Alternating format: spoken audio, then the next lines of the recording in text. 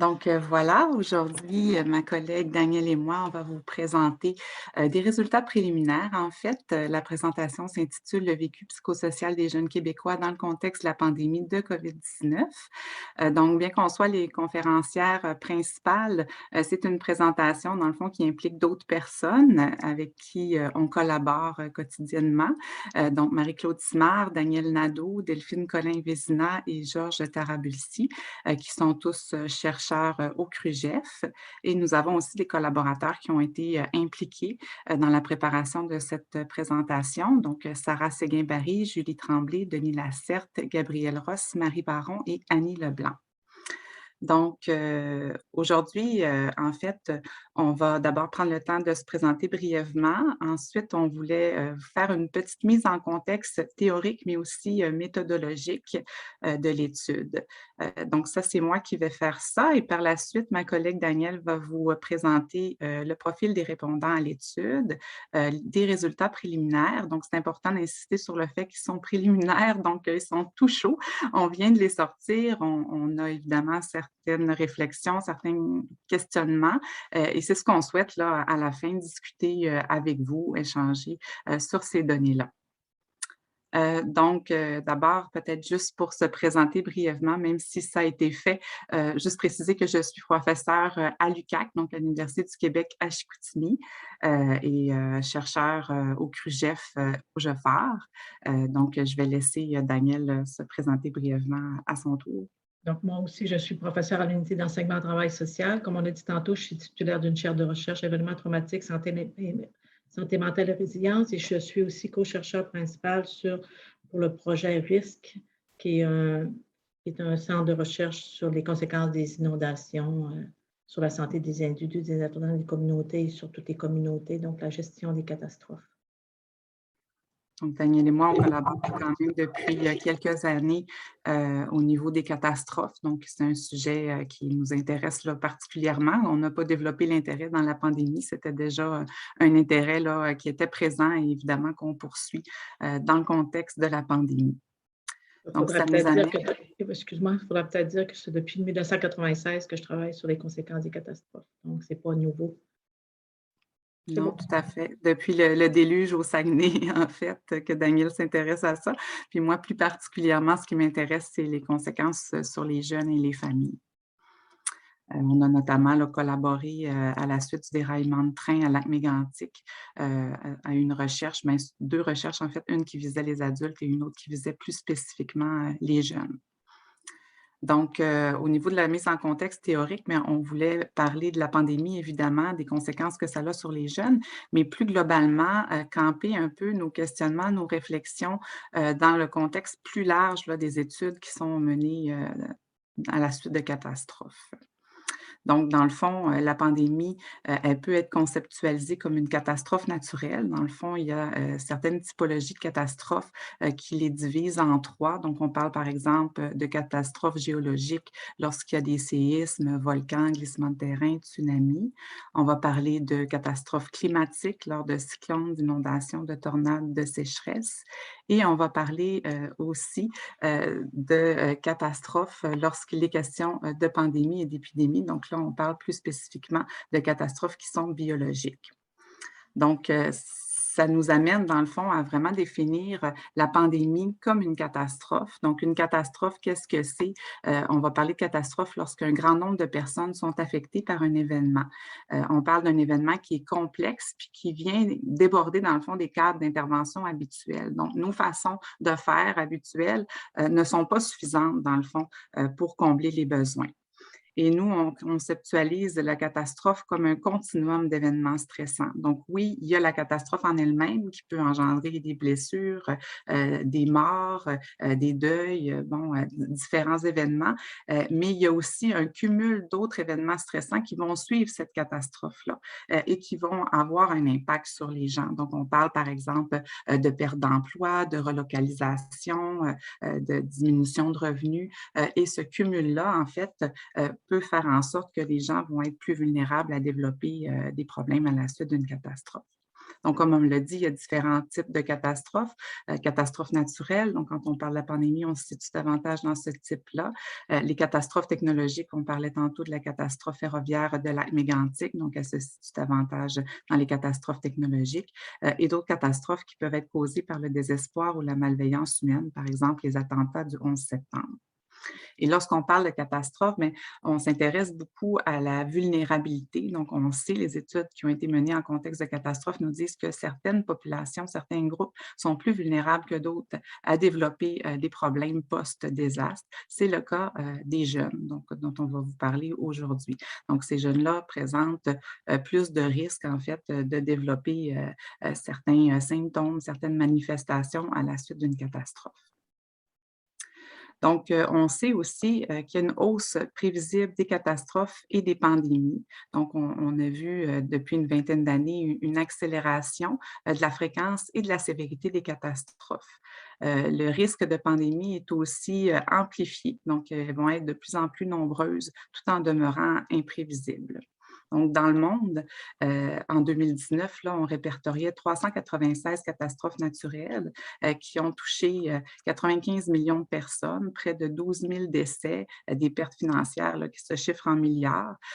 Et parfois, on a l'impression qu'au Canada, on est à l'abri des catastrophes, qu'on en vit moins, mais ce n'est pas le cas. Donc, dans la dernière décennie, on parle de 139 catastrophes naturelles qui ont eu lieu dans notre pays, près de 9 000 personnes qui ont été blessées ou infectées, plus de 1 000 décès et 300 000 personnes qui ont été évacuées. Donc, c'est dire que ce sont des événements qui nous touchent et ça nous touche particulièrement dans le contexte de la pandémie. Donc, il y a plusieurs profils de jeunes qui peuvent être identifiés à la suite d'une catastrophe. Donc, les études qui ont été menées nous disent que les jeunes peuvent réagir de différentes façons, suivre des trajectoires différentes. Donc, on a d'abord les jeunes qui sont résilients. Donc, à la suite d'une catastrophe, ces jeunes-là vont bien s'en sortir, là, même à court terme, ne vont pas nécessairement vivre de grandes manifestations, de grands symptômes à la suite de l'événement. On a des jeunes qui vont vivre à court ou moyen terme certaines difficultés, mais qui vont récupérer, qui vont se rétablir avec le temps. Les catégories qui nous inquiètent plus, les trajectoires qui nous inquiètent davantage, ce sont d'abord les jeunes dont les problèmes vont persister dans le temps. Donc, non seulement ils vont vivre des conséquences, mais ces conséquences-là vont perdurer au fil du temps ou même parfois s'amplifier. Et on a certains jeunes qui présentent un retard de détresse. Donc, ce sont des jeunes qui, après ma barre, ne vont pas réagir à court terme. On a l'impression qu'ils vont bien.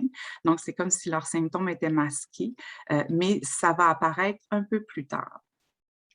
Et on sait, les études nous mentionnent que les difficultés chez les jeunes, elles peuvent être intenses et elles peuvent persister pendant plusieurs années. Donc, par exemple, à la suite d'ouragans, on a vu des manifestations qui pouvaient persister jusqu'à 2 ans. Nous, dans l'étude qu'on a fait à Lac-Mégantic, on a sondé les jeunes 3 ans et demi après le déraillement de train et il y en avait quand même une proportion non négligeable là, qui présentait certaines manifestations, donc des manifestations de stress post-traumatique notamment, et des pensées suicidaires. Donc, c'est quelque chose qui peut perdurer dans le temps. Plus spécifiquement, au niveau de la pandémie, bien évidemment, on a de plus en plus de littérature sur ça parce qu'il y a de plus en plus de recherches qui se font là, sur les impacts de la pandémie chez les jeunes. Donc, au niveau de la santé mentale, bien, c'est, je dirais, la dimension là, qui est la plus documentée dans les écrits. Donc, on va noter des manifestations dépressives, anxieuses, le stress post-traumatique également, des pensées suicidaires chez les jeunes. Plusieurs études mentionnent aussi que ça va amener des humeurs ou des émotions négatives chez certains jeunes, augmenter leur peur, leur crainte, notamment par rapport au virus. Mais dans certains cas, ça peut avoir des conséquences positives.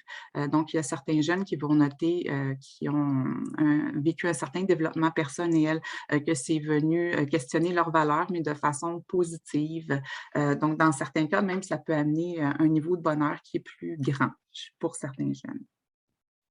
Au niveau de la santé physique, bien, au-delà, évidemment, du virus qui peut infecter les jeunes, des hospitalisations, mais il y a un accès plus difficile aux soins et aux médicaments. Donc, beaucoup de jeunes vont hésiter à consulter, par exemple, à l'urgence ou à aller voir un médecin de peur de contracter le virus. Ce qui ressort aussi, c'est beaucoup de bouleversements au niveau des habitudes de vie. Donc certains jeunes vont développer des troubles de sommeil, donc vont avoir de la difficulté à s'endormir parce qu'ils sont anxieux, préoccupés, ou encore vont avoir un sommeil agité, vont faire des cauchemars, se réveiller fréquemment. On note aussi chez certains jeunes une augmentation, ou l'apparition, dans le fond, de consommation, de substances psychoactives, que ce soit des drogues, de l'alcool, des médicaments, prescrits ou non prescrits. Des, changements au niveau de l'alimentation, donc certains vont manger davantage, d'autres vont moins manger. Dans certains cas, on va même parler de troubles des conduites alimentaires, comme l'anorexie ou, l'hyperphagie, la boulimie.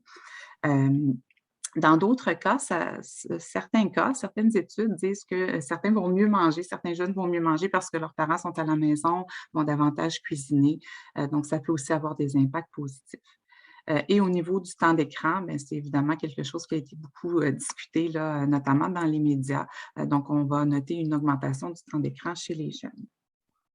Au niveau de la vie scolaire, ben, on sait, avec, l'enseignement en ligne qui a eu lieu au cours, des derniers mois, notamment pendant le confinement, l'enseignement hybride, tout ça, ben, ça a engendré aussi, certains effets, chez, les jeunes. Donc on parle d'un plus grand absentéisme, une réduction de la concentration, de la motivation, une diminution du rendement scolaire aussi, chez certains jeunes.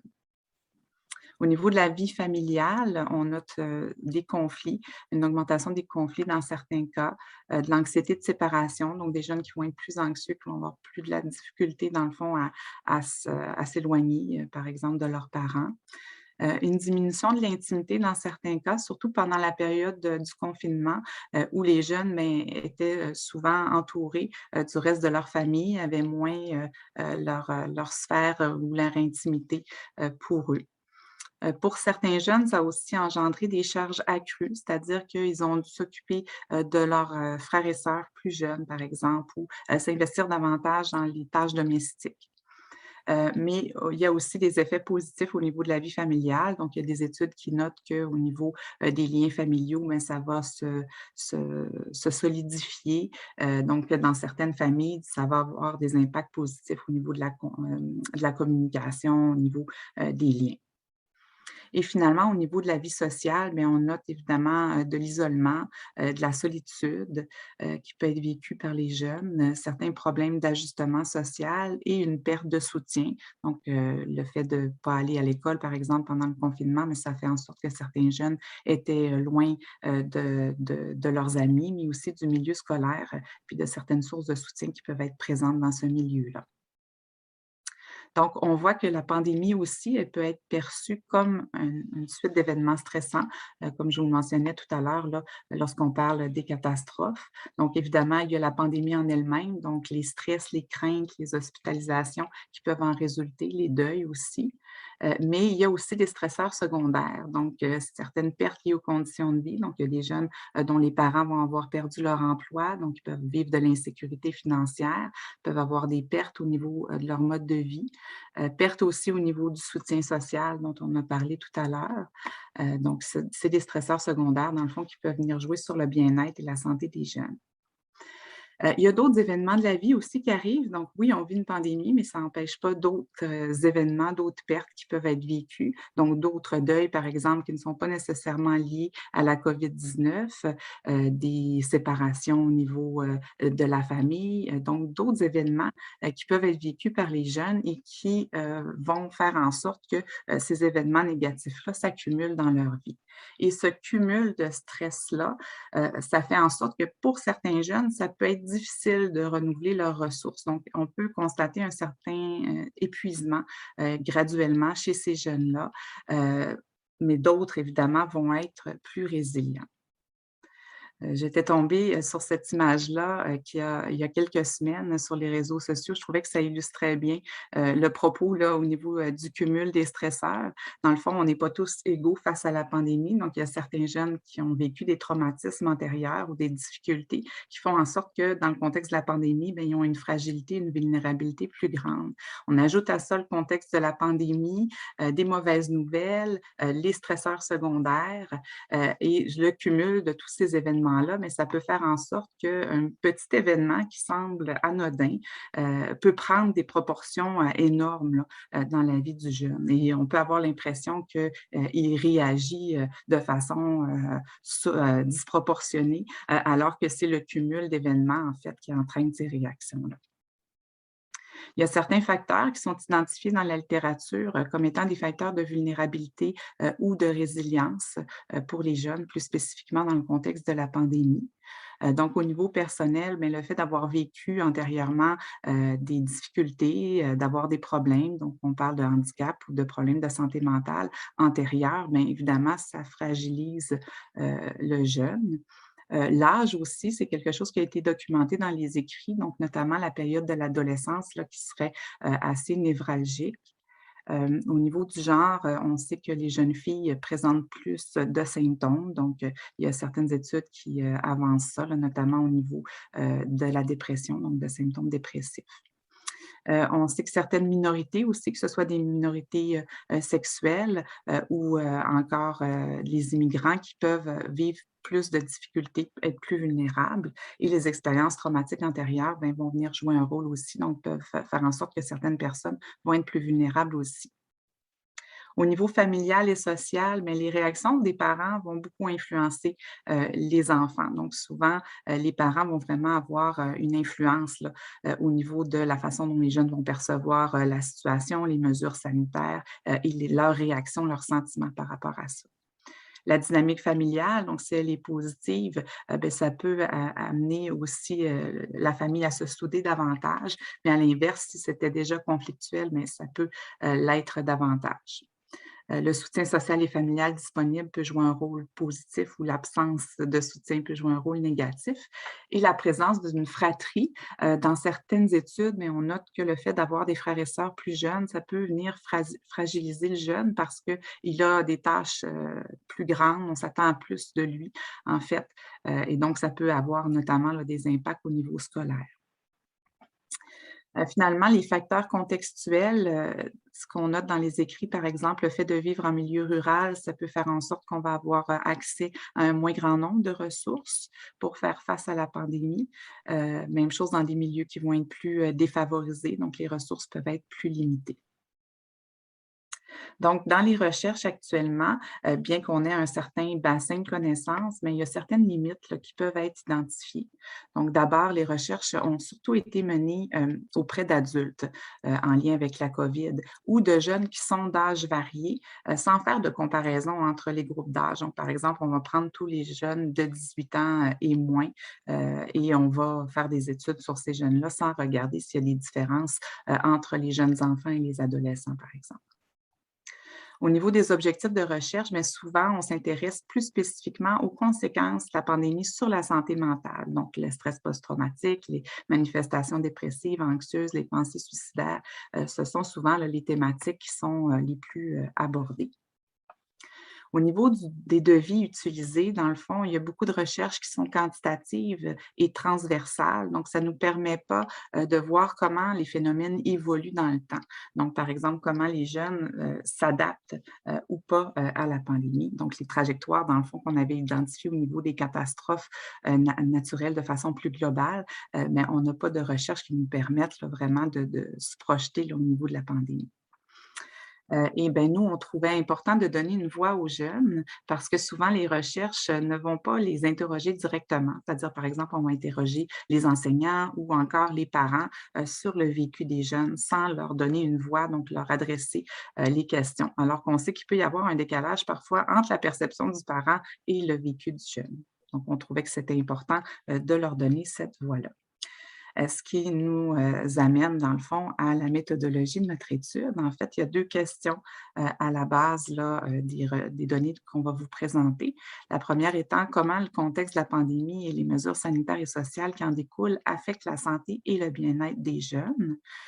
Donc, c'est en fait la question qui va être centrale aujourd'hui. La deuxième question, bien, on va s'y intéresser dans les prochains mois. Donc, les facteurs qui sont associés à la santé et au bien-être des jeunes Québécois de 14 à 24 ans en temps de pandémie. Donc, les analyses pour ça sont à venir.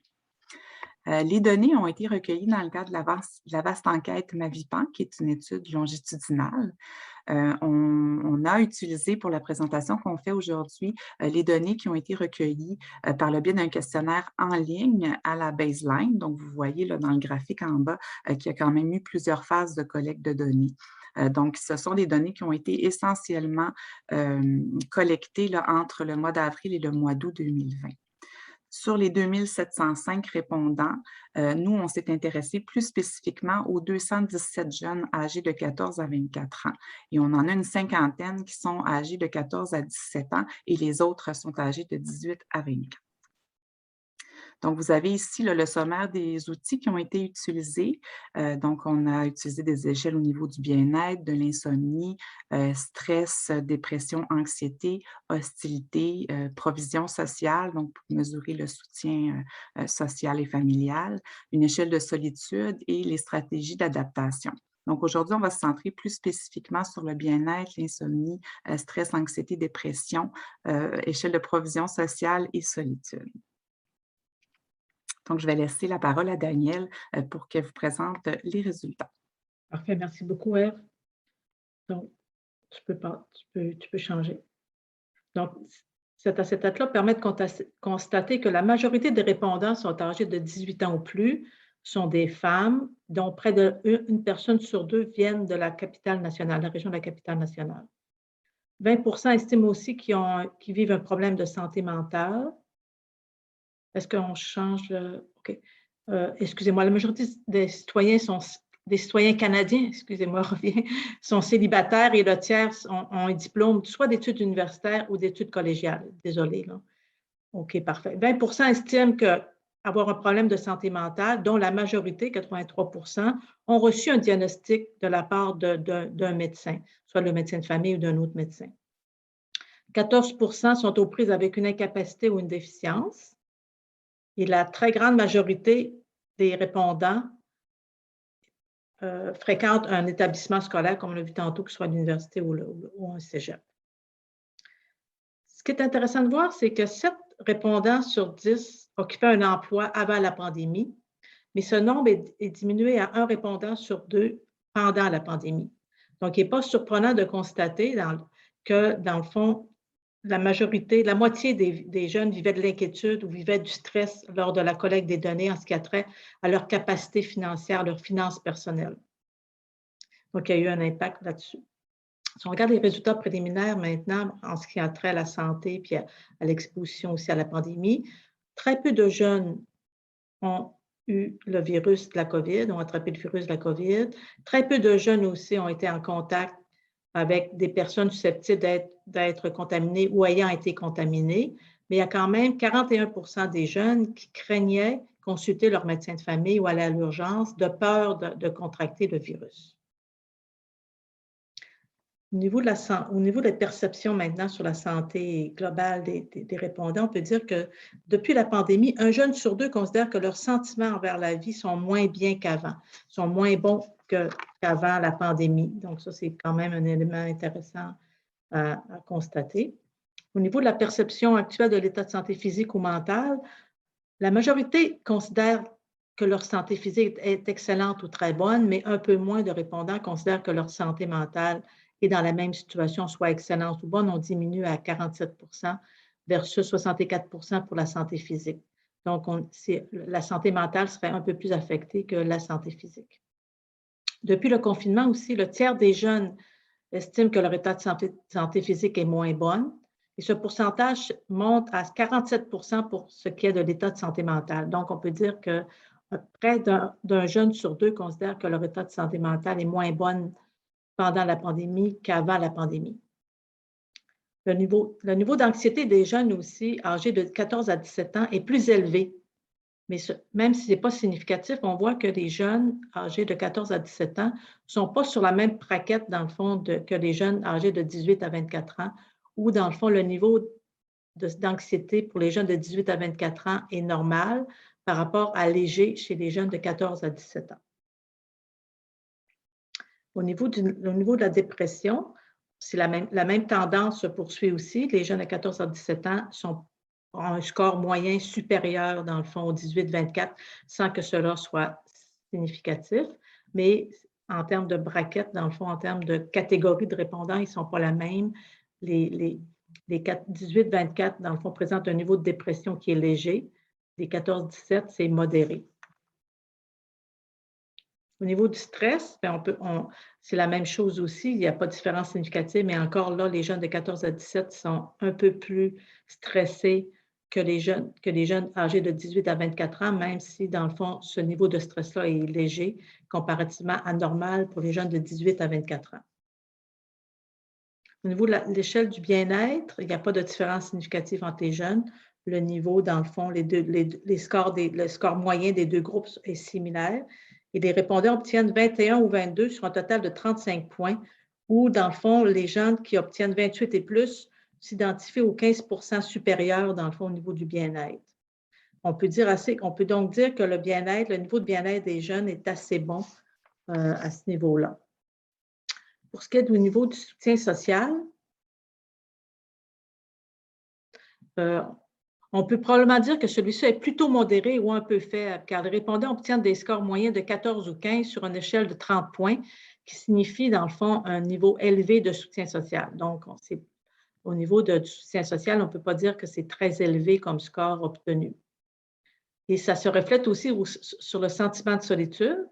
Les scores obtenus sont assez élevés. Ainsi, les jeunes obtiennent des scores moyens de 9 ou 10 sur une échelle où le maximum est de 12. Et plus le score est élevé, plus les personnes se sentent isolées. Donc, on peut dire ici que le sentiment de solitude est assez important auprès de la population qui ont complété le questionnaire en ligne. Mais heureusement, les jeunes n'ont pas de problème de sommeil, d'insomnie. Il y a absence de problème d'insomnie chez les deux catégories de répondants. Donc, nos jeunes, malgré qui sont moins satisfaits de leurs finances, moins satisfaits de leur vie en général, présentent des sentiments de solitude assez élevés et tout ça, dorment sur leurs deux oreilles.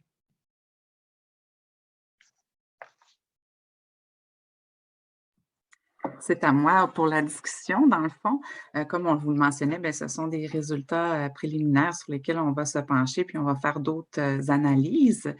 Ce qu'on constate globalement, d'une part, c'est que les jeunes qui ont répondu à l'étude ne sont pas nécessairement représentatifs de la population générale.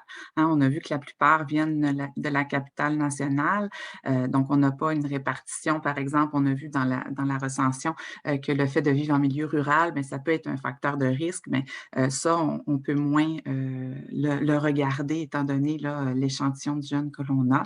La plupart sont citoyens canadiens, donc même chose, on ne peut pas aller voir au niveau des populations immigrantes qui, dans les écrits, ressortent comme étant plus vulnérables.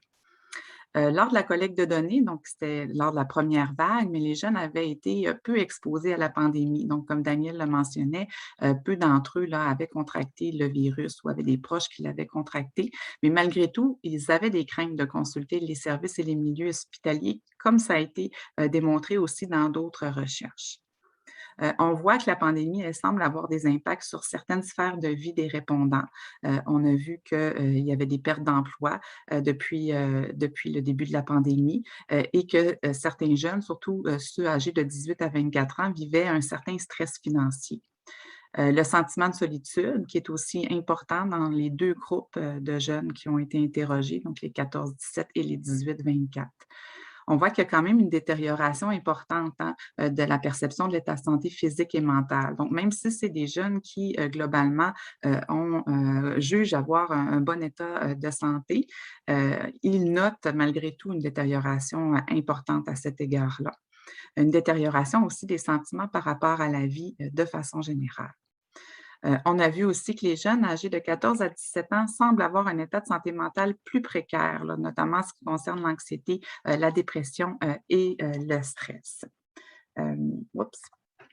Et aussi, plusieurs facteurs de protection semblent être présents, notamment au niveau du bien-être. Donc, c'est des jeunes qui jugent être bien dans leur vie et au niveau du score à l'échelle d'insomnie. Donc, même s'ils présentent des symptômes d'anxiété, même s'ils ont des inquiétudes par rapport à leurs finances, mais ce sont des jeunes qui ne présentent pas de problème au niveau du sommeil.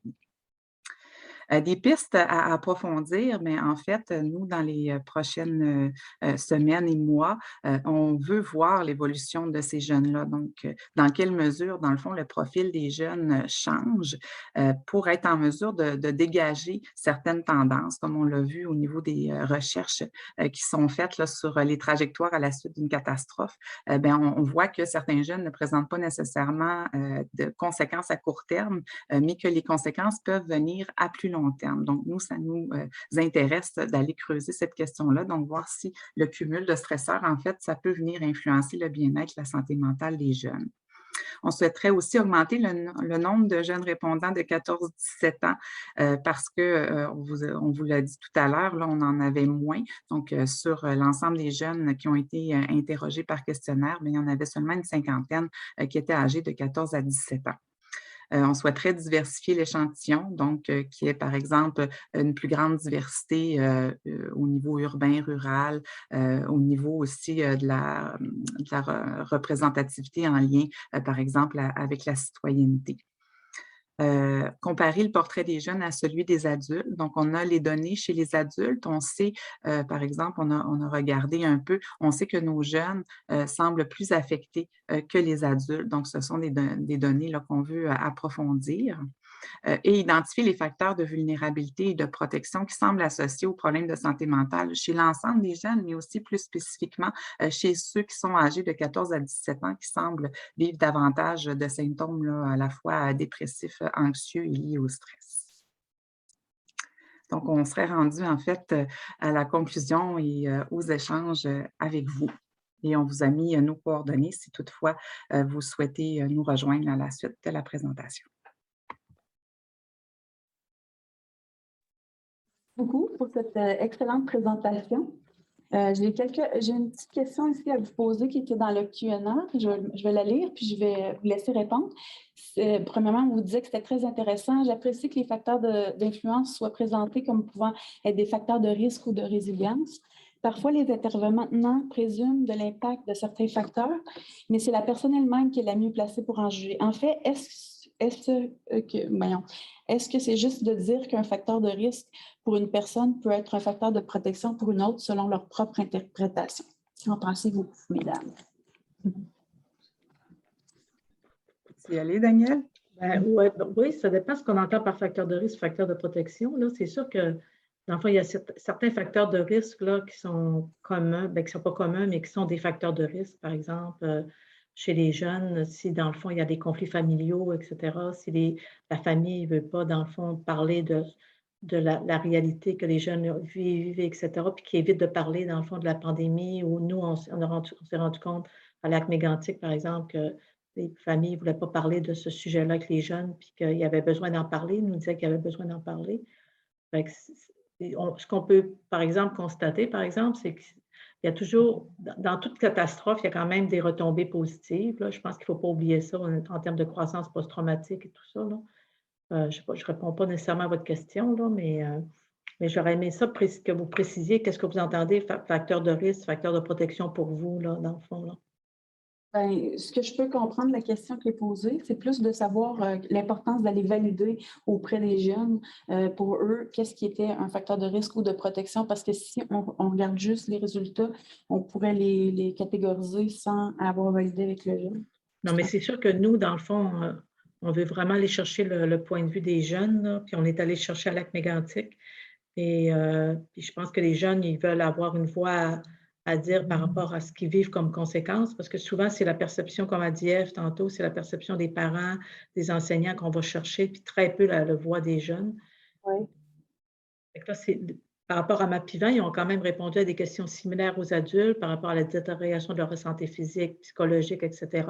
Les jeunes le disent, dans le fond, que leur santé s'est détériorée, leurs finances, c'est les ont inquiétés, etc. Donc, je pense qu'ils ont quand même, ils sont capables de dire de quoi ils souffrent, puis de quoi, dans le fond, qu'est-ce qui peut les aider, puis pas les aider en termes de facteurs de risque ou des facteurs de protection. Et leur voix, comme vous avez dit, intéressant. Et je vais vous en lire un autre. Peut-être qu'Ève veut compléter, là.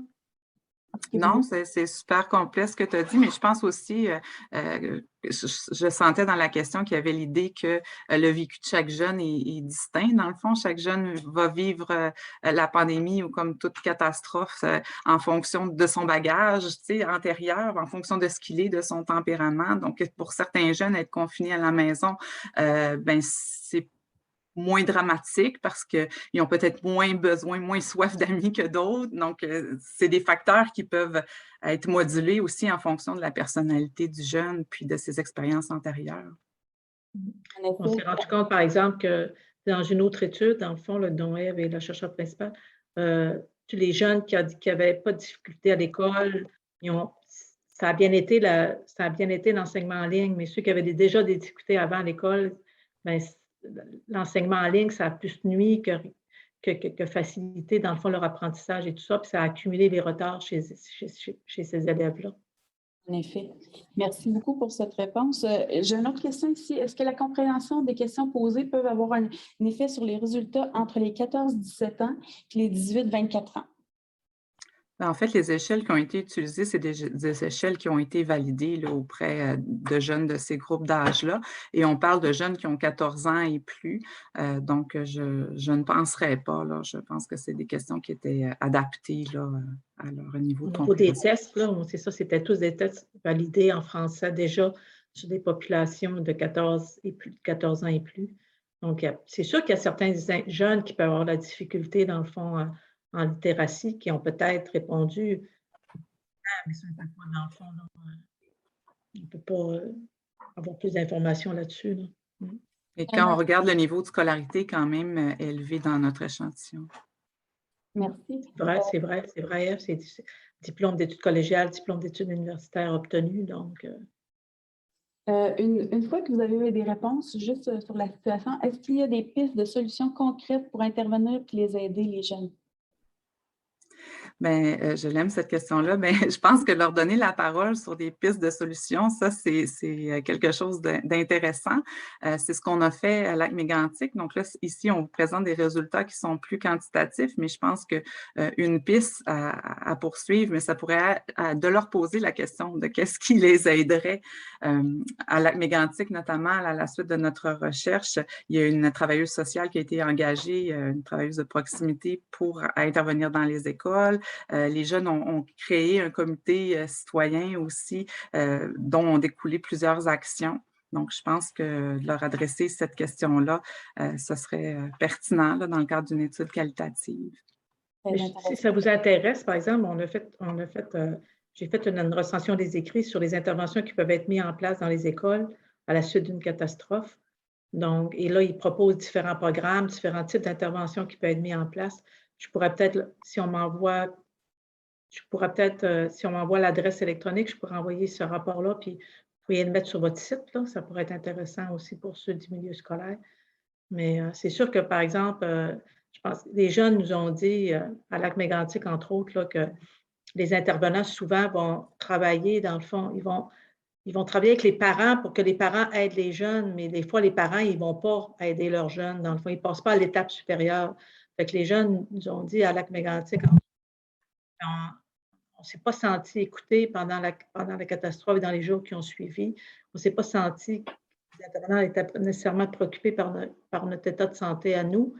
Fait que là, donc, c'est pour ça qu'entre autres, ils ont suggéré de mettre sur pied un comité de jeunes, puis la municipalité a embarqué là-dedans, puis il y a un comité maintenant de jeunes qui travaillent avec des adultes pour mettre en place des interventions au sein de la communauté, qui ne sont pas seulement pour les jeunes, mais qui sont pour l'ensemble de la communauté. Et là, les jeunes ont l'impression qu'ils ont un mot à dire dans les prises de décision. Ça ne pouvait pas nécessairement, si je comprends bien, ça ne pouvait pas nécessairement passer par les parents qui, eux aussi, vivaient le traumatisme. Fait que ça devait passer par un autre intermédiaire, si j'ai bien compris.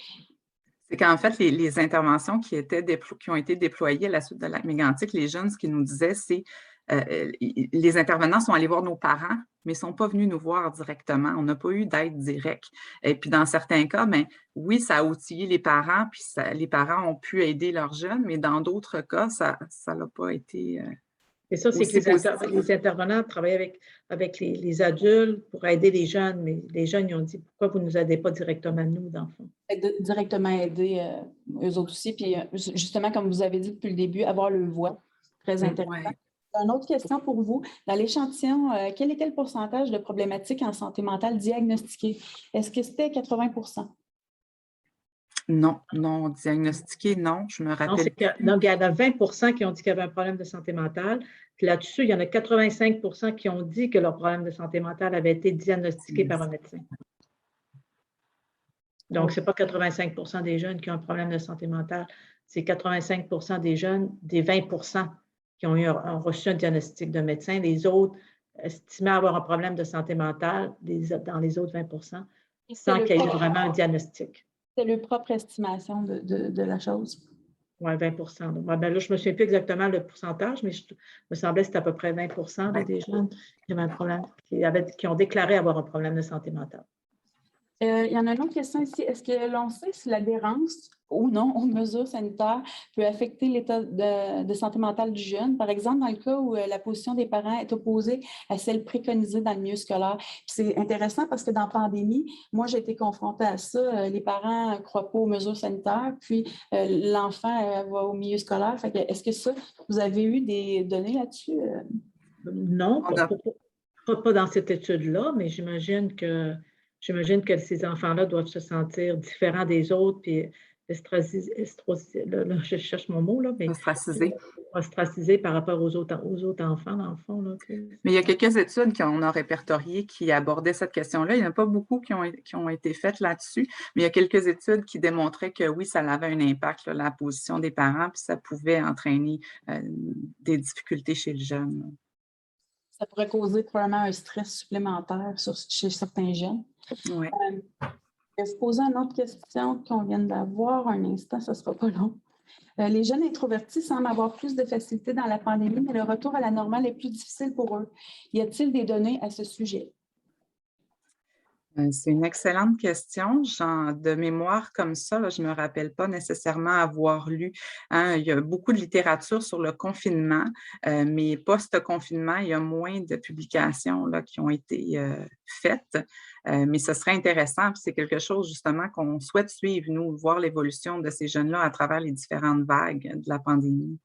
Mais je me semble que les enseignants nous ont dit dans les focus group, lorsque les élèves, dans le fond, il y en a des élèves qui se sentaient très bien chez eux parce qu'ils n'avaient pas besoin eux autres, être toutes seules puis à faire des cours à distance, ça leur enlevait du stress, dans le fond, parce qu'ils étaient stressés avec tous les groupes, dans une polyvalente, etc. Donc, il y a ça aussi. Peut-être que c'est un élément effectivement intéressant à étudier. À creuser. Ça, c'est dans l'autre étude, en fait, au Saguenay-Lac-Saint-Jean, on fait une étude par le biais de focus group avec des jeunes puis des intervenants scolaires. Puis le personnel scolaire nous mentionnait ça là, lors des focus group que pour certains jeunes qui étaient bien, dans le fond, dans le confinement, mais c'est le retour à la normale qui a été difficile. Comme les jeunes, par exemple, qui vivent là, du harcèlement à l'école, bien, probablement qu'eux, ils se sentaient plus en sécurité dans leur cocon à la maison. Là, tu sais, ils ne vivaient pas ce stress-là. Là. Moi, j'en ai des questions pour vous. J'aurais voulu savoir, en fait, c'est sur votre méthode de recrutement. Vous avez parlé que l'échantillonnage n'était pas représentatif. Donc, je me demandais comment vous prévoyez faire pour qu'elle soit plus représentative. Est-ce que vous avez déjà des plans pour ça? Mais en fait, nous, on ne s'occupe pas du recrutement directement. On s'inscrit dans la grande étude Mavipan, puis on prend les données qui en découlent. Mais je le sais qu'ils ont multiplié un peu là, leur démarche au niveau du recrutement. Pourquoi il y a beaucoup de répondants à la capitale nationale? C'est qu'il y a eu beaucoup de diffusion de la recherche dans cette région-là parce que les chercheurs principaux proviennent de la capitale nationale. Donc, ça a fait en sorte que c'est comme surreprésenté. Je voyais tout à l'heure, j'ai cru voir dans les questions que l'Outaouais semblait oublier. Peut-être juste vous dire qu'on a une étude là, qui est en démarrage, qui est financée par le CRSH, qui s'intéresse au cumul des catastrophes, justement chez les jeunes de l'Outaouais qui ont vécu parfois jusqu'à 5 catastrophes depuis 2017. Donc, on s'intéresse au vécu des adolescents en milieu rural et urbain dans cette région-là plus spécifiquement. On devrait donc déployer d'ici la prochaine année là, notre enquête, là, puis c'est sûr qu'on est préoccupé par ce cumul de catastrophes-là. À la fois que ça inquiète par rapport aux jeunes, mais c'est aussi une autre étude que j'ai faite sur les inondations 2019 où le cumul des catastrophes a beaucoup affecté les intervenants psychosociaux là, qui étaient épuisés lors des inondations 2019 parce qu'ils avaient vécu la tornade puis avaient vécu les inondations 2017. Puis que la période de rétablissement n'était pas encore finie de l'inondation 2017 quand ils ont commencé à intervenir en 2019.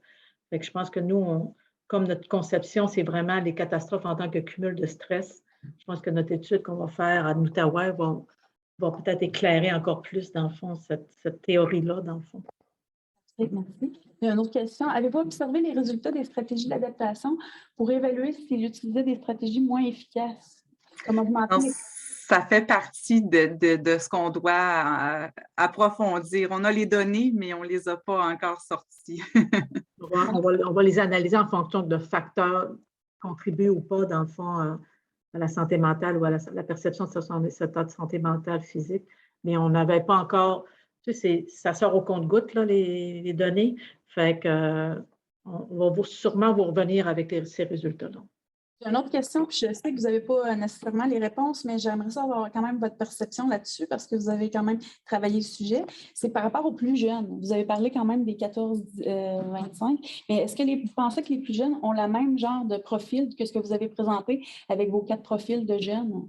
Oui, effectivement, oui. Je pense que les jeunes, en fonction de leur âge, comme par exemple à Lac-Mégantic, on a interviewé les jeunes du primaire, du 3e cycle du primaire. Puis, ce qu'on a constaté, c'est les jeunes qui ne vivaient pas sur le territoire de Lac-Mégantic étaient plus affectés que ceux qui vivaient sur le territoire de Lac-Mégantic parce qu'on avait pris des écoles à proximité de Lac-Mégantic.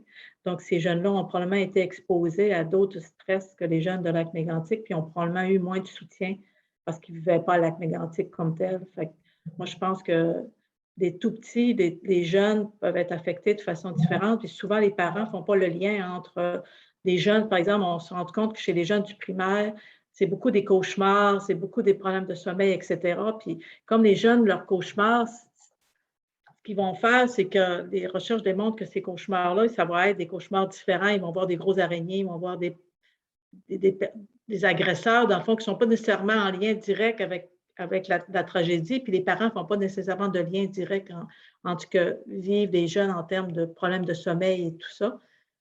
Puis que là, on leur apporte moins de soutien. Fait que, en tout cas, je ne sais pas, mais moi, je pense qu'effectivement, les jeunes, à n'importe quel âge, peuvent être affectés par une catastrophe. Et Ève, peut-être que tu as d'autres choses à rajouter. Je pense aussi que les plus jeunes, souvent, on ne va pas les interroger, puis c'est dommage parce qu'ils ont des choses à dire. Puis on interroge souvent davantage leurs parents qui peuvent avoir une vision un peu biaisée du vécu de leur jeune. Ils peuvent avoir l'impression que le jeune ne vit pas de problème alors qu'il peut en vivre, mais pas nécessairement les adresser à ses parents.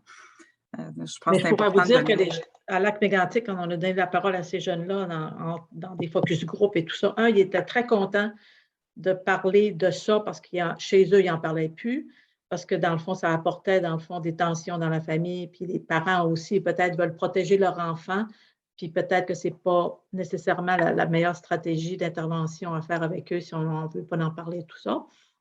Puis je pourrais vous dire aussi que ces jeunes-là, ils ont beaucoup, les recherches démontrent aussi que à Lac-Mégantic, qu'ils ont beaucoup assimilé le discours des parents. Fait qu'on quand ils parlaient, on voyait, dans le fond, les recommandations qu'ils ont émises, par exemple, plus de stationnement au centre-ville, que des jeunes du primaire donnent ça comme proposition pour régler certains problèmes et tout ça. Donc, tu vois qu'ils adhèrent vraiment et qu'ils assimilent le discours de leurs parents et tout ça. Fait que les jeunes aussi nous ont dit, et ce que je voudrais rapporter aussi par rapport à nos recherches qu'on a faites sur les jeunes, soit du primaire ou du secondaire, c'est que les jeunes se sentent vraiment en sécurité dans leur école, en tout cas à Lac-Mégantic, se sentaient vraiment en sécurité dans l'école, compris par les enseignants. Et moi, je constate, c'est pour ça qu'on a fait une recension des écrits après sur les interventions qui peuvent être mises en place dans les écoles, parce que c'est un point central, dans le fond, de recherche de solutions puis de soutien aux enfants, parce qu'ils se sentent en sécurité, ils sentent que les enseignants les respectent, puis ils sont prêts à partager leurs sentiments avec les enseignants. Fait que ça, c'est aussi un élément qui est important à considérer quand on cherche des solutions là, pour supporter les jeunes. Une autre question pour vous, peut-être que je sors encore un peu de votre étude, mais je trouve que ça a un rapport, les médias avec les catastrophes, le fait que les médias publient les catastrophes à répétition, en fait. Est-ce que ça pourrait affecter le bien-être des jeunes? Puis de quelle façon que ça va affecter le bien-être des jeunes? Dans le fond, parce que nous, il y a quelques années, j'ai fait un livre sur les conséquences de l'intervention psychosociale en cas de catastrophe. On a un chapitre justement sur les jeunes et les médias et les impacts sur les jeunes, puis après ça, comment les médias peuvent influencer. C'est effectivement, je pense qu'il faut limiter, dans le fond, le nombre d'heures que les jeunes consacrent à l'exposition à la catastrophe, parce ils peuvent vivre ce qu'on appelle un stress secondaire, dans le fond, un état de stress post-secondaire, ce qu'on appelle le traumatisme vicariant pour les intervenants, mais ça peut être aussi le stress secondaire, le fait d'être constamment, dans le fond, témoin par l'intermédiaire des médias, dans le fond, de l'ampleur de la catastrophe, puis des pertes subies, etc. Donc ça peut beaucoup affecter les jeunes, je pense. Puis des informations qui ne sont pas toujours justes aussi. Ouais. Donc, ça peut dramatiser aussi, puis C'est engendrer peut-être beaucoup une de des stress. explications, excuse-moi, c'est peut-être une des explications pourquoi les jeunes qui vivaient à proximité de la communauté de Lac-Mégantic étaient plus affectés, présentaient plus de stress post-traumatique que les jeunes qui fréquentaient des écoles dans Lac-Mégantic, dans la ville de Lac-Mégantic. Dans le fond, probablement que ces jeunes-là ont été exposés à les médias et tout ça sans recevoir du soutien nécessairement. Là. C'est une des explications possibles. Là. Je pensais aussi aux médias en boucle qui représentent la même image, mais toujours à répétition, les trains en feu et tout ça. Fait que j'imaginais que ça pouvait avoir un impact. Puis je me demandais si avec la COVID, vous aviez pu aller voir cet impact-là, ce facteur-là, sur les jeunes avec la COVID. Non, on n'a pas abordé. Je ne sais pas si ma vivant, je le dis toujours mal. Il y avait des questions probablement, je ne sais pas, on n'a pas tout étudié parce qu'on avait quand même limité dans nos présentations le nombre d'heures devant les écrans et tout ça. On pourrait peut-être vérifier ça si ça peut être un facteur de risque. Genre. Merci. Je vous laisse le mot de la fin. Vous nous laissez le mot de la fin, c'est ce que vous avez dit? Vous avez un mot de la fin à Oui. dire? On peut dire que Marie-Claude Simard, qu'on a les données sur l'exposition, sur le nombre d'heures sur la TV, tout ça, puis on va en tenir compte, dans le fond, dans les facteurs de risque. Merci de cette suggestion. Marie-Claude est co-chercheur avec nous sur le projet. Vous allez faire aussi parvenir votre écrit sur les interventions en milieu scolaire, comme vous aviez dit tantôt. C'est ça, vous allez m'envoyer un email, puis après ça, je vous fais parvenir, puis dans le fond, ça va être en format PDF, puis tout le monde peut se l'imprimer, faire photocopier à tout le monde. Plus ça va être utile, mieux ça va être. Merci. Est-ce que vous avez d'autres choses à rajouter? C'était très intéressant, très instructif. On voit qu'il y a beaucoup de choses à faire encore, hein? C'est nouveau. Oui. Non, ça nous a fait plaisir. Puis peut-être juste pour la fin, dire qu'il y a toute une expertise, dans le fond, qui a été développée en contexte de catastrophe et qui s'applique très bien à la pandémie. Donc, c'est intéressant de regarder cette littérature-là aussi pour éclairer ce qu'on vit présentement.